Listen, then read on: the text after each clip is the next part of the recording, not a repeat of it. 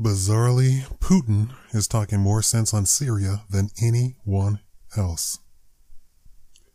Thank you for watching the Shikama Live Show with your host, Shikama. At the outset of Syria's brutal 4-year civil war, there was almost a unique voice in the British media deploring the push to depose the secular dictator, quote-unquote, President Bashar al-Assad, especially in the absence of a genuinely popular uprising against him. Herein, in The Spectator, the lone voice tried to point out that such a short-term strategy would have devastating long-term consequences. Assad, he argued, would not fall because the people of Damascus would not rise up against him. The so-called secular rebels were in fact vicious Islamicists in disguise. Western interests in the region would be dramatically undermined by Saudi and Iranian militias who would fight a devastating proxy war. Syria's extraordinary, diverse population risked annihilation as a result, and we could even end up provoking a full-blown war with Russia. No one listened, and that lone voice tired of trying to convince them of their folly. 4 years later, the suffering of the Syrian people, 250,000 slaughtered, half of the population internally displaced, and millions more made refugees, is obvious. And last week, in the midst of Europe's biggest refugee crisis since the Second World War, brought about in no small part by fleeing Syrians, the extent of the Western geopolitical miscalculations became painfully evident. Jihadists of various affiliations, who are now unequivocally the only opposition, were encroaching on Syria's Alawite-dominate coastal heartland and inching ever closer towards Damascus. So the longtime Syrian ally Russia called Washington's bluff by establishing military bases in the regime's stronghold Latakia. In a flash, its tanks, fighter jets, military advisors, warships, and even most modern anti-aircraft missiles systems were in place. Its engineers constructed an airport landing strip almost overnight, as its navy conducted menacing drills in the nearby Russian-laced Syrian port of Tartus.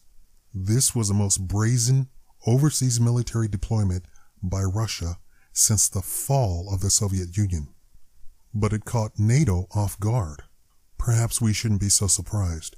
After all, we learnt of the Islamic State's new caliphate, arguably the most important development in the region since the founding of Israel in 1948. Only when its leader announced the event on YouTube. Still, the question remains, why did the Russians move to guarantee Assad's survival? The short answer is because the West's Syrian strategy was in such disarray that Russia could expect NATO to look the other way. In recent months, for fear of prolonged Assad rule, rather than seriously confront the Islamic State, the Pentagon has instead focused on doctoring intelligence briefings to sex up its limited successes. Meanwhile, its harebrained idea of training an entirely new rebel army from scratch to simultaneously topple the Assad regime and defeat the Islamic State cost more than $40 million and produced just 4 or 5 soldiers. 30 of another batch of 75 immediately defected to Al-Qaeda. Vladimir Putin now pitches himself as Europe's migrant crisis savior. Only by saving Assad, he argued, Can we stem the flow? Bizarrely, he sounds as though he is making more sense than anyone else.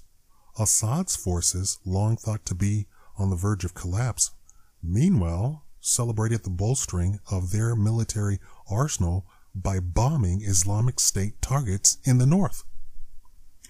Wave after wave of airstrikes hit their targets with previously unimaginable precision. Who could object to that?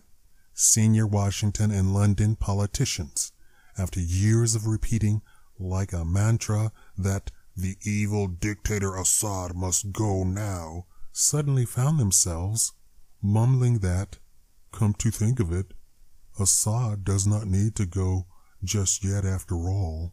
In fact, NATO should coordinate with Russia in a renewed effort to destroy the Islamic State and stem the flow of refugees. Russia's bluff paid off. Assad is, in fact, now more popular than ever in the roughly one-third of Syria's he still controls.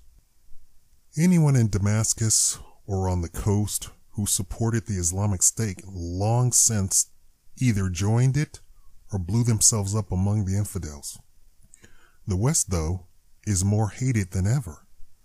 A recent poll found that 80% of Syrians believe we created the Islamic State, a common belief, incidentally, throughout the Middle East, and not entirely inaccurate. So it took Washington and its reactionary Gulf allies 4 years and billions of dollars to end up eating humble pie. They have now effectively admitted that Moscow was right about Syria all along. In the process, they have undermined any humanitarian credibility our military adventurism may still have had after the Iraq nightmare. And Russia has its navy, as well as its most advanced anti-aircraft missile system, on the edge of Europe. Since the Islamic State has no navy or air force, these are warnings to the West.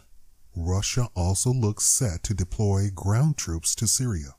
Any effort to overthrow Assad in the future, we are being told, means war with Russia. Worse, we have managed to screw Israel, our only steadfast ally left on the region, for Iran joined the Russians in deploying elite Republican guards to Syria, bolstering ties with the Hezbollah that is already leading Shiite militants fighting alongside Assad's forces. The Obama administration has been spending the past few years trying to convince the world that Iran's mullahs are to be trusted, so Iran knows that any criticism from Washington about its Syria meddling would play right into the hands of the nuclear deal's opponents.